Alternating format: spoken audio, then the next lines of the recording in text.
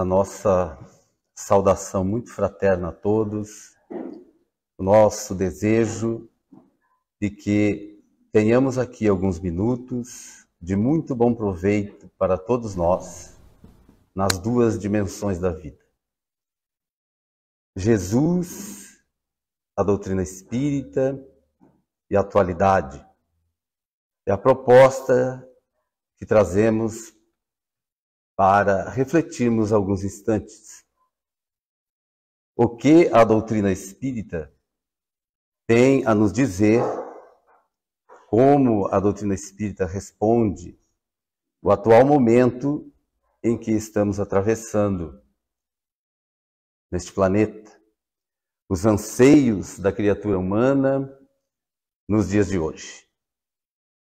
Perguntamos, será que há muita diferença do comportamento daqueles, e quiçá alguns de nós estávamos lá, que viveram a época do Cristo, quando por aqui esteve?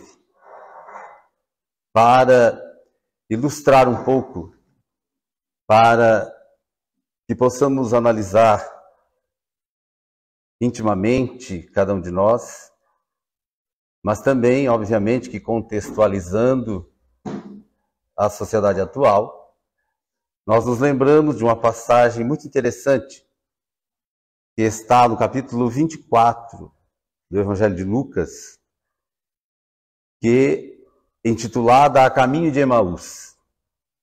Emaús, uma aldeia não muito distante de Jerusalém, segundo a tradução do Novo Testamento por Haroldo Dutra Dias, a distância de mais ou menos 60 estádios. 60 estádios que equivalem a cada estádio, que equivale à 8ª parte da milha romana. Isso significa, segundo essa tradução, essa distância entre Jerusalém e Emaús, mais ou menos uns 11 quilômetros, para termos uma noção da caminhada que, segundo o evangelista Lucas, iam dois deles, dois discípulos. E há uma simbologia nessa passagem bastante interessante que analisemos. O Evangelho, existem muitos símbolos. O Novo Testamento, nem tanto. O Velho Testamento é um verdadeiro repositório de símbolos, o que não vem ao caso nesta passagem. Mas existe, sim, uma simbologia. Então, diz ele que dois deles caminhavam na direção de Emaús. E a conversa entre os dois girava em torno da recente crucificação de Jesus. E diz a passagem que eles estavam muito tristes. E, de repente, em uma altura do caminho, eles percebem que um senhor, um peregrino, se aproxima deles, mas diz a passagem que os seus olhos estavam fechados. E eles não o reconheceram. Então o peregrino passa a caminhar ao lado deles. Aí também um símbolo, ao lado deles. E, como já dissemos, eles dialogavam em torno da crucificação de Jesus, que havia os deixado. E eles então estavam muito tristes. E o peregrino, caminhando ao seu lado, pergunta, mas por que estáis tristes? Ora, peregrino, só tu não sabes dos últimos acontecimentos em Jerusalém? Que o que fizeram com ele, com Jesus de Nazaré, o Cristo de Deus, que eles o condenaram e o crucificaram? Só tu não sabes, peregrino. Mas as coisas continuaram girando em torno daquele assunto que os entristecia. E, depois de mais alguns metros de distância, o peregrino passou a dialogar com os dois discípulos e perguntou a eles: mas do que falais? E passou a descrever os acontecimentos, desde os antigos profetas, passando por Moisés, e passou a narrar os ensinamentos do próprio Cristo, dizendo a eles: mas ele próprio não disse que era necessário que o Filho do Homem sofresse, que passasse pelo sacrifício? E continuaram andando, ouvindo aquele peregrino falar, e de repente eles começaram a sentir os seus corações aquecidos, e algo que os envolvia, que eles não conseguiam entender nem explicar. E o peregrino passou-lhes também a lembrar de promessas que Jesus havia feito, e que não os deixaria a sós. E aconteceu que, em uma altura do caminho, o peregrino faz menção de dirigir-se por outro caminho da estrada. E eles então pediram que permanecesse com eles, porque estavam sentindo seus corações aquecidos, envolvidos, já por uma paz que não sabiam explicar. Mas diz a passagem que os seus olhos estavam fechados. E de repente eles se deparam com uma pequena pousada, cujo proprietário já havia se convertido ao cristianismo. Então os recebeu com muita fraternidade e foi servir-lhes um alimento. E diz a passagem que no momento em que o peregrino vai repartir o pão, os seus olhos se abriram, e então eles perceberam que se tratava do próprio Cristo. E então eles foram a Jerusalém e anunciaram aos outros de que realmente ele vive, porque já havia sido anunciado por algumas mulheres que foram visitar o sepulcro aonde Jesus havia sido colocado seu corpo, e ele não estava mais lá. Então eles foram a Jerusalém, encontraram com os outros discípulos e disseram: ele realmente vive, porque nós o vimos. Mas voltando um pouco na fala desses dois discípulos, em que Jesus identifica o medo, a falta de confiança e até mesmo o descrédito nas promessas feitas por ele próprio. E nós, como andamos hoje? Será que ainda nós nos lamentamos tanto pela não presença física de Jesus? Ou podemos dizer, será que nós, ao invés de nos aprofundarmos no Evangelho, será que nós permanecemos nos lamentando e permanecemos tristes porque não conseguimos nos aproximar, não sentimos mais de perto? A exemplo desses dois. Mas a doutrina espírita é uma doutrina eminentemente otimista. Embora nós já percebemos o grande progresso que nós vivenciamos, o grande progresso intelectual, tecnológico e inegável que a sociedade alcançou, ao mesmo tempo que também não podemos deixar de perceber que ainda a sociedade segue com vícios de larga escala. Uma humanidade que ainda, com um encantamento pelo imediatismo, pelo materialismo, o apelo pelas facilidades que o mundo moderno vem oferecendo.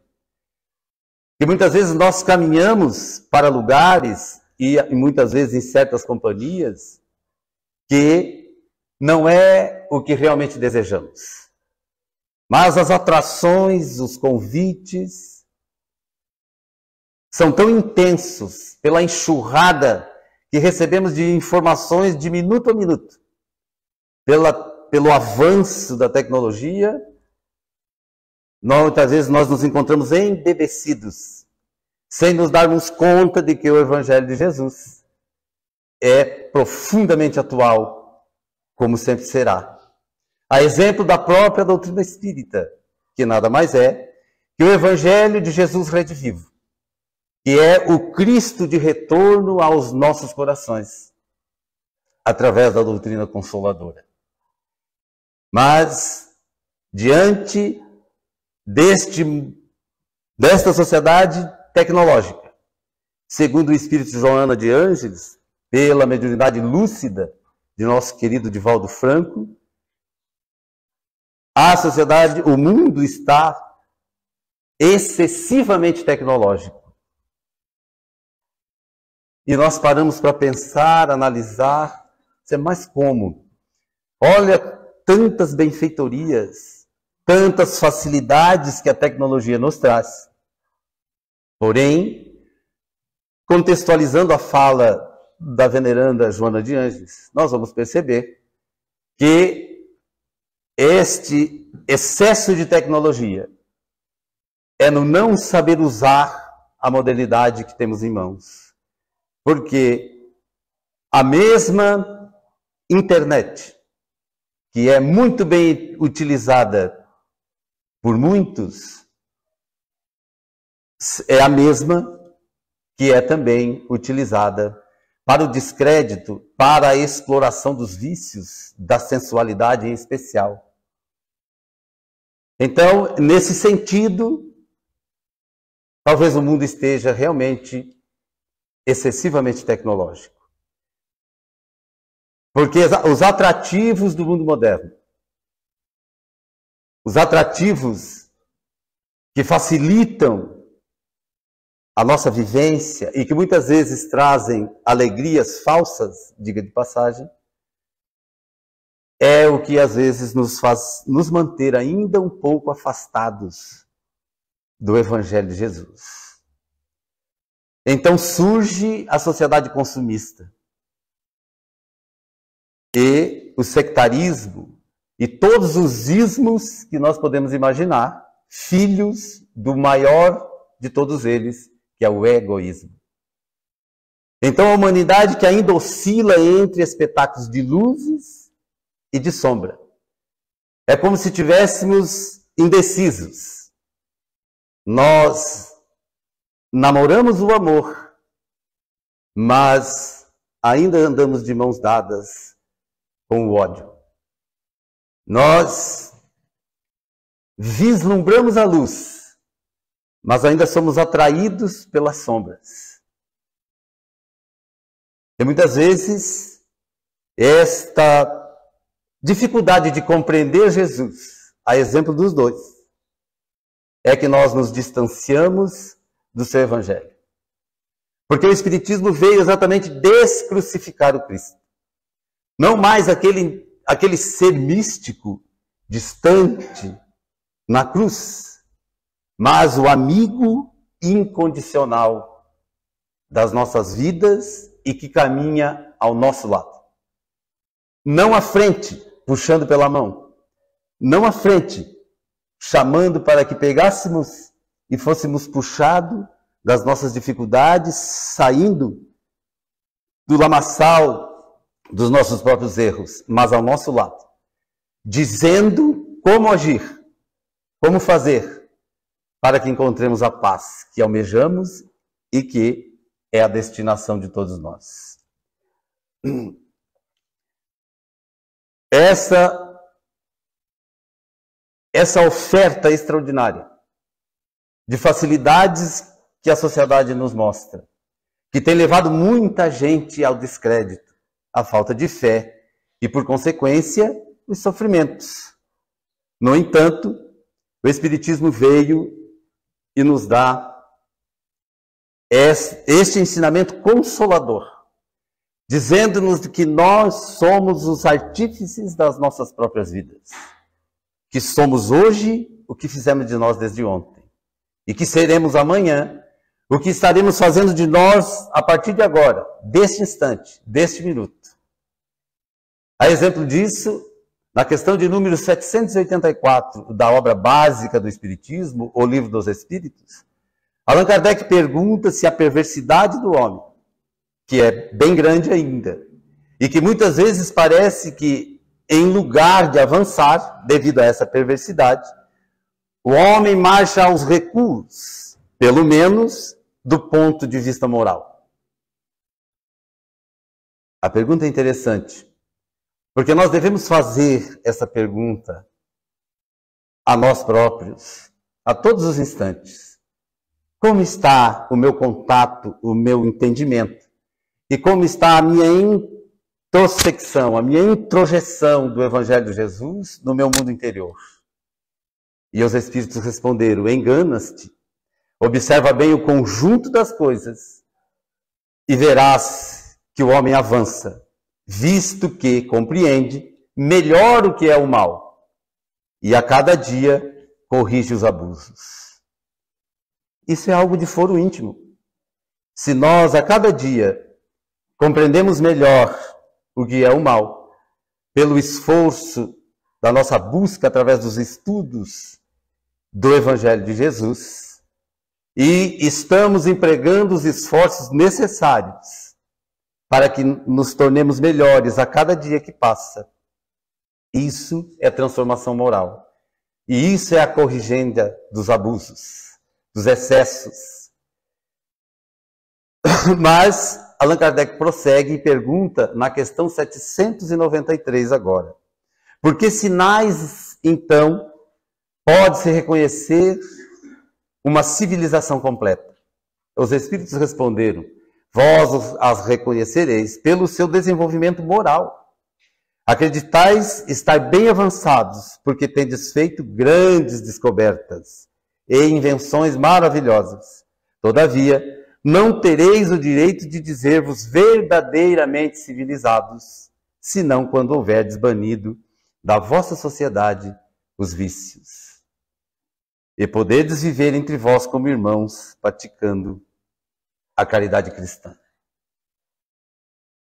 Olha a importância de nós buscarmos compreender profundamente os ensinamentos da doutrina espírita, para que nós, ao invés de ficarmos buscando os defeitos alheios, culpando esse ou aquele, nós podemos observar, olhar para dentro de nós mesmos e verificar se nós estamos fazendo a nossa parte na sociedade.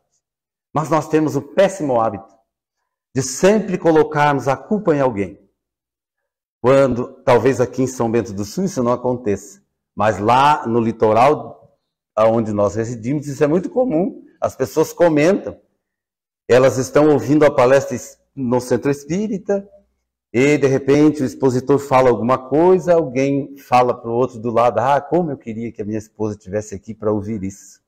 Porque a culpa não é dele que está ali, é dela.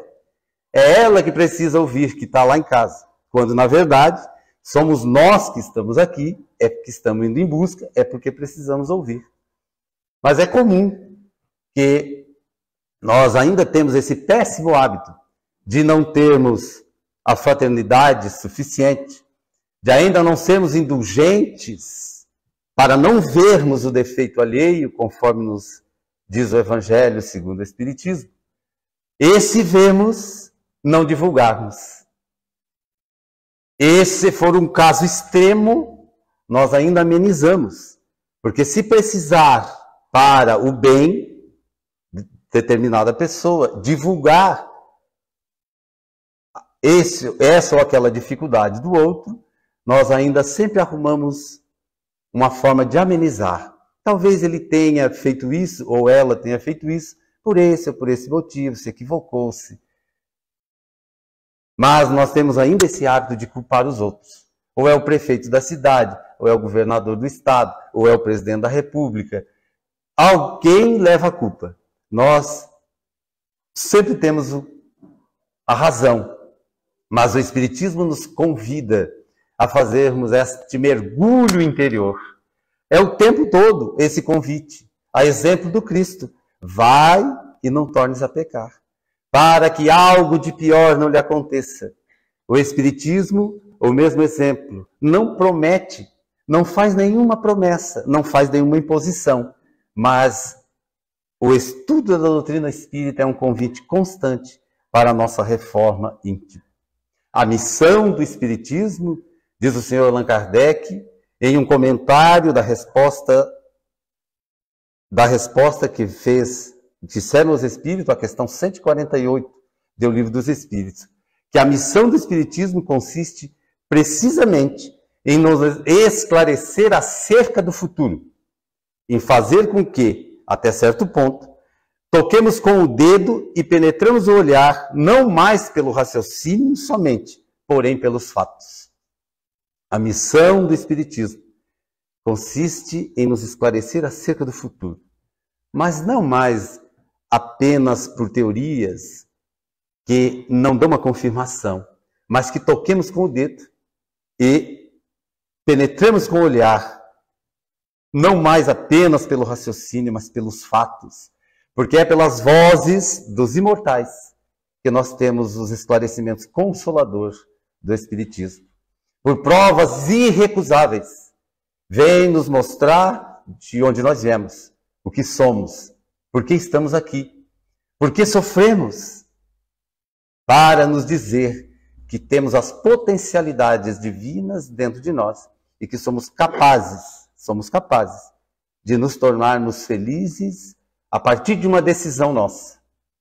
E que a única fatalidade que existe é a vitória sobre nós mesmos. Porque nós fomos criados para sermos felizes. Porque nós, inegavelmente, seremos um dia um puro espírito. Ou um espírito puro, se assim quisermos. Então, é uma doutrina eminentemente otimista e consola exatamente pelo esclarecimento. Os medos, os temores, não mais cabem no pensamento espírita. Então, com o entendimento do Espiritismo, a aplicação desses conhecimentos na vida diária, o egoísmo enfraquecerá, diz o Espírito Fenelon, a resposta da questão 917. A aplicação desses ensinamentos, o egoísmo enfraquecerá à proporção que a vida moral for predominando sobre a vida material.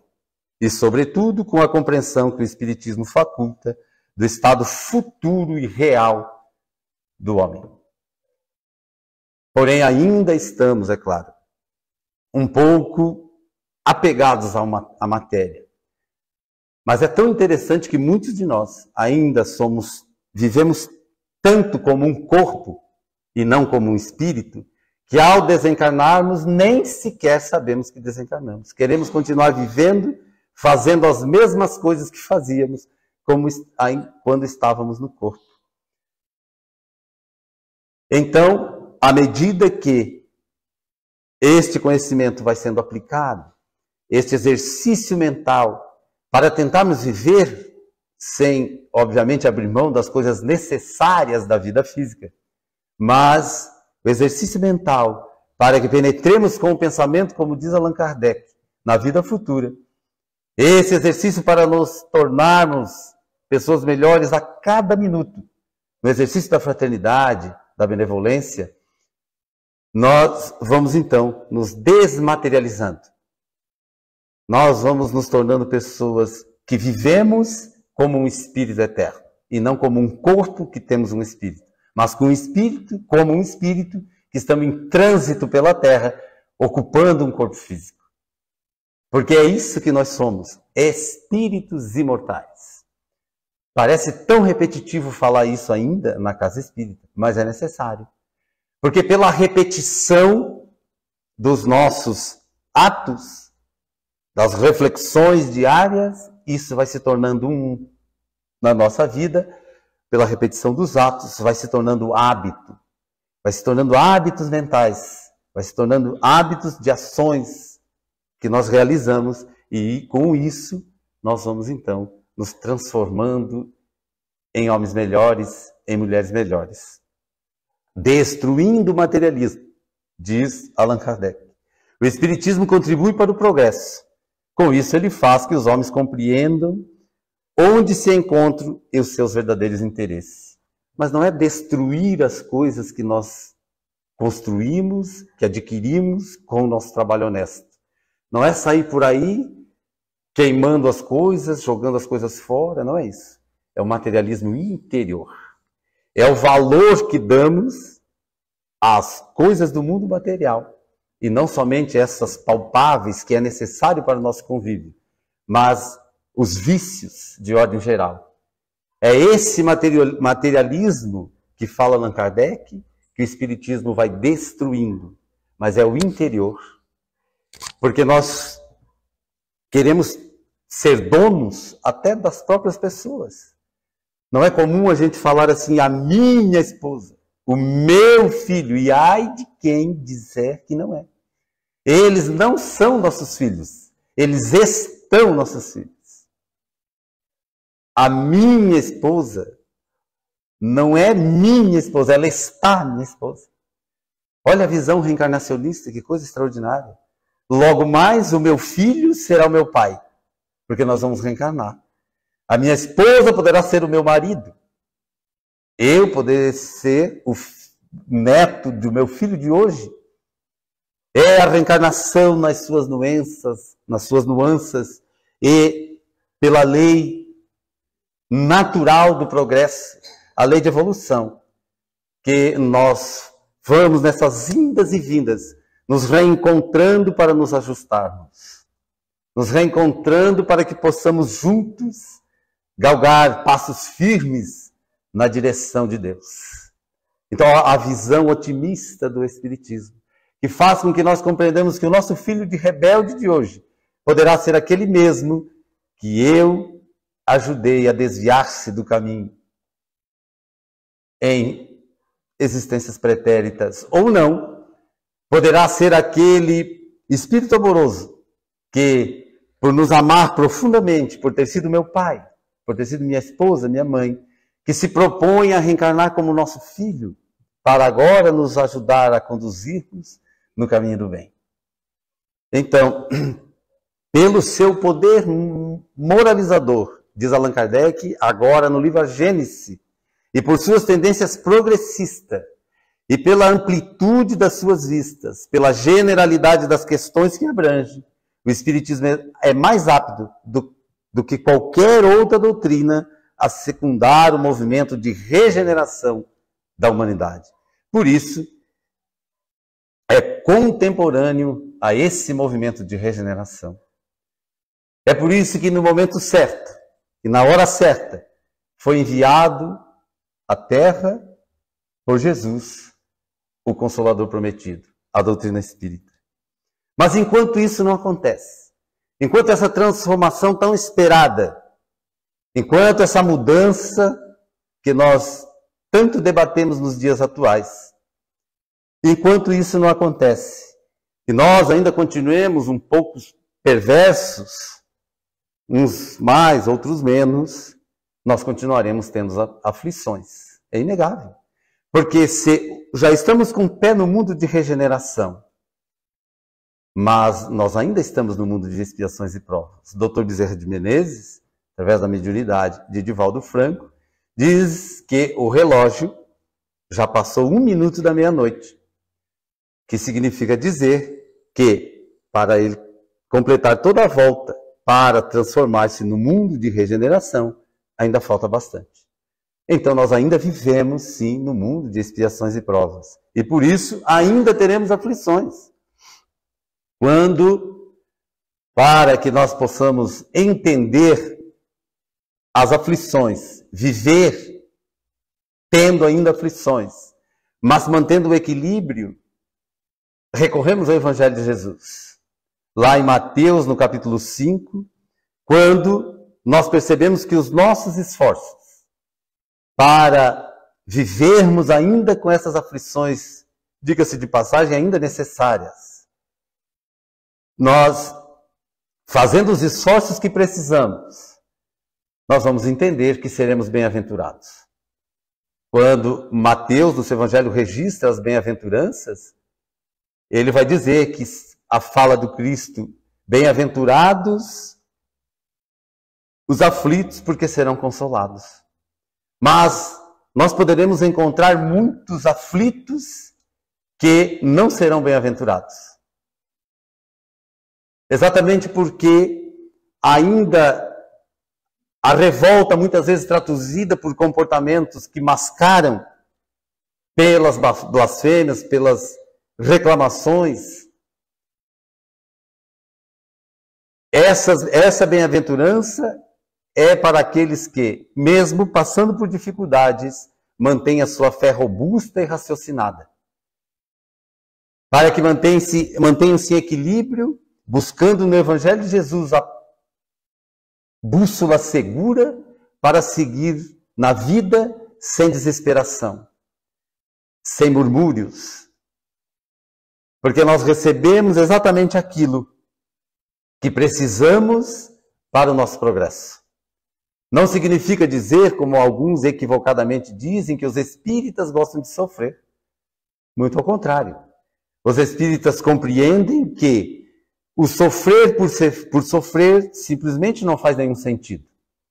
É necessário que caminhemos na direção, que vamos ao encontro do Evangelho de Jesus para que sejamos consolados pelo esclarecimento. A aceitação, simplesmente pela aceitação, não faz sentido. Mas a aceitação pela fé raciocinada, essa sim, faz todo sentido. Porque encontraremos forças não no outro, ou em algo exterior. Encontraremos forças exatamente dentro de nós próprios, com as potencialidades divinas que carregamos e a fé segura no Evangelho de Jesus. Há uma outra passagem num livro muito interessante, chamado Luz Acima, da Lavra Mediúnica de Edivaldo Franco, da Lavra Mediúnica de nosso querido Chico, pelo Espírito Humberto de Campos. Quando ele vai dizer que, em alguns instantes em que Jesus caminhava agora junto com Pedro, na direção de Cafarnaum, Pedro, em determinado momento, se dirige a Jesus e faz a seguinte pergunta: Senhor, como saberei onde vivem nossos maiores inimigos? Quero combatê-los a fim de trabalhar com eficiência pelo reino de Deus. Iam os dois a caminho de Cafarnaum, quando de repente ouviu-se por trás de algumas figueiras à beira do caminho, alguém que se movimentava. Foi então que naquele instante, Pedro faz uma menção de dirigir-se na direção daquele indivíduo que por ali poderia estar e pergunta a Jesus: Senhor, pede que ele pare a caminhada, porque poderia se tratar de algum judeu, algum malfeitor qualquer, que desejava assassiná-lo ou fazer algo nesse sentido. Foi quando Jesus interrompe a marcha, eles percebem que sai de trás daquelas figueiras e dá uma gargalhada, eles reconhecem que se tratava de André. André, que era irmão mais novo de Simão Pedro. E então, eles continuam a caminhada, e foi naquele instante que Jesus se dirige a ele e diz: Pedro, o medo é um inimigo cruel. E eles prosseguem caminhando. Quando mais à frente, já haviam avançado, eles então encontram um levita que recitava passagens da Torá e dirigiu-lhes a palavra um tanto quanto desrespeitoso. Foi de novo que Simão Pedro encheu-se de cólera, reagiu e discutiu longamente com o levita, longe de qualquer noção de fraternidade naquele momento. Até que o levita, ficando amedrontado, porque Pedro era muito intenso. Ele ficou amedrontado com a fala de Pedro e fugiu. Jesus, então, novamente silencioso e com muita fraternidade, se dirigiu a Pedro e disse: Pedro, qual é a primeira obrigação do homem que se candidata ao reino celeste? A resposta veio muito breve e muito clara. Senhor, amar a Deus sobre todas as coisas e ao próximo como a si mesmo. Acaso, Pedro, terás observado esta regra sublime neste conflito?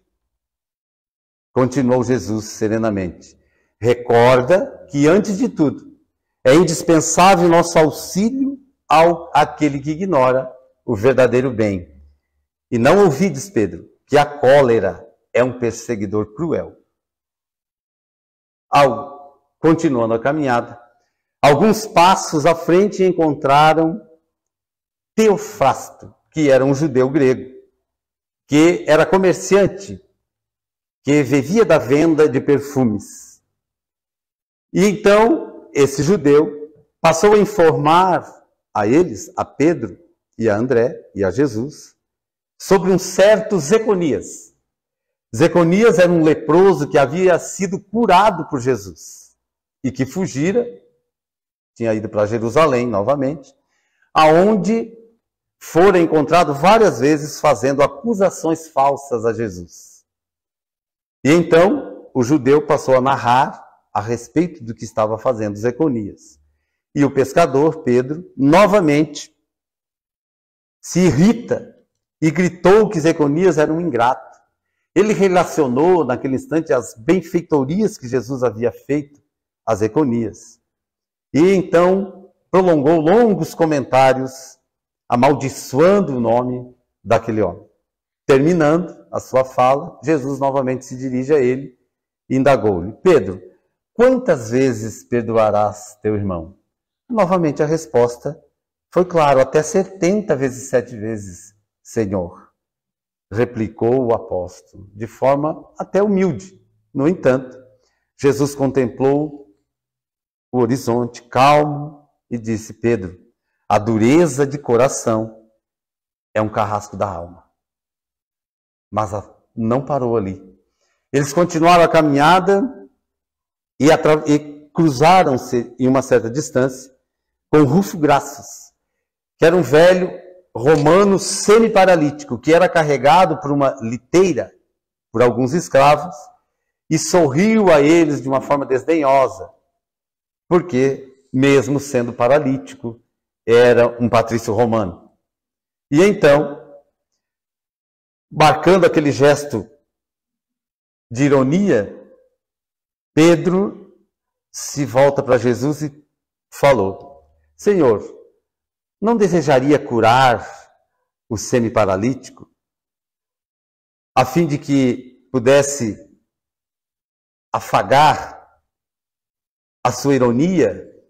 Em outras palavras, a fim de que pudesse humilhá-lo? Foi então que Jesus novamente se dirige a Pedro e diz: Pedro, por que instituirmos a violência no mundo, se o próprio Pai nunca impôs nada a ninguém?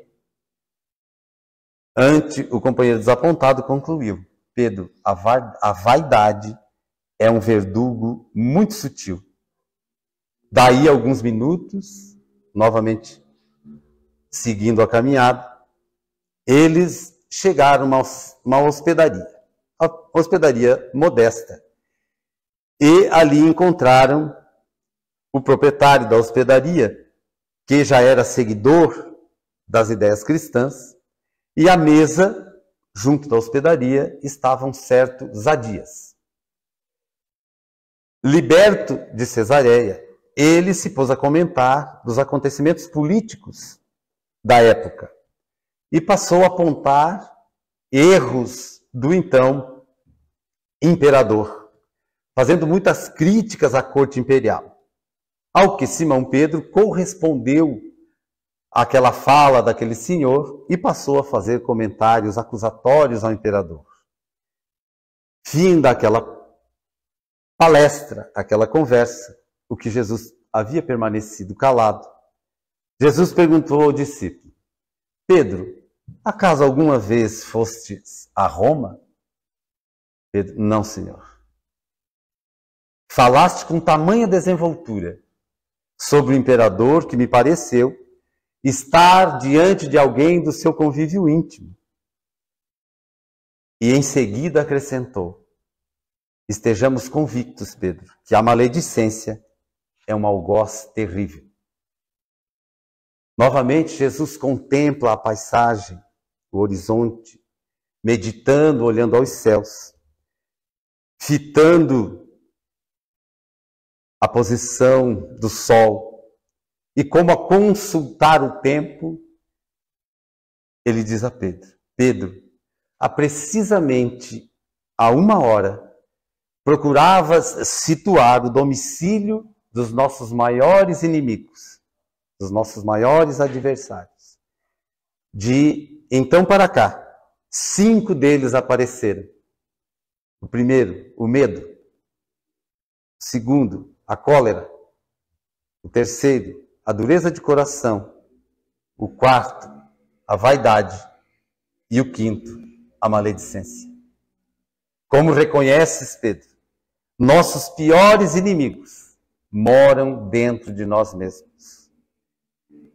Dentro de nós será travada a maior guerra. Então, nós damos graças a Jesus pela sua bondade infinita, de ter prometido, conforme está registrado no Evangelho de João, que ele não nos deixaria sós, que rogaria ao Pai para que ele enviasse outro Consolador, que permaneceria conosco para sempre. Portanto, não poderia ser uma personalidade, não poderia ser uma pessoa, e que relembraria todas as coisas e que diria muito mais. E ele cumpre a promessa. Mas não na forma de uma personalidade, de uma pessoa, mas na forma de uma doutrina, que traz Jesus de volta para os nossos corações. Que não mais nós vemos ele como aquele místico em que nós nos postávamos sem nenhuma crítica à frente de uma cruz ou à frente de qualquer outro símbolo, como se depositássemos ali a nossa confiança de que este ser místico faria por nós o que nós temos que fazer. A exemplo daqueles 2 que caminhavam na direção de Emaús, ele não puxa nós pelas mãos, mas caminha ao nosso lado. Então o Consolador veio na metade do século XIX e nos traz de volta o Evangelho de Jesus. Nos faz entender o que ele disse e nos esclarece ainda muito mais. Nos faz compreender que nós somos os responsáveis por nós mesmos. Que não é esse ou aquele indivíduo que vai fazer por nós o que nós temos que fazer. Que nós não mais depositemos nos outros a culpa das nossas aflições, das nossas agitações, mas que busquemos, amparados pela luz da doutrina espírita e o Evangelho de Jesus, a luminosidade que temos dentro de nós. Vós sois deuses, disse Jesus, porque ele veio, pão da vida, luz do mundo, tinha o olhar sereno e profundo, e solene tinha a voz. Ele veio, mãos vazias, desarmadas, nem escudos e nem espadas, somente amor por todos nós. As noites escuras ele ilumina, as nuvens mais densas ele desfaz.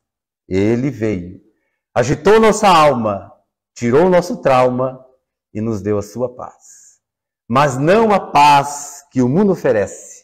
Minha paz vos deixo, minha paz vos dou, mas não como o mundo oferece. Porque a paz não está aqui, ali ou acolá, está dentro de nós.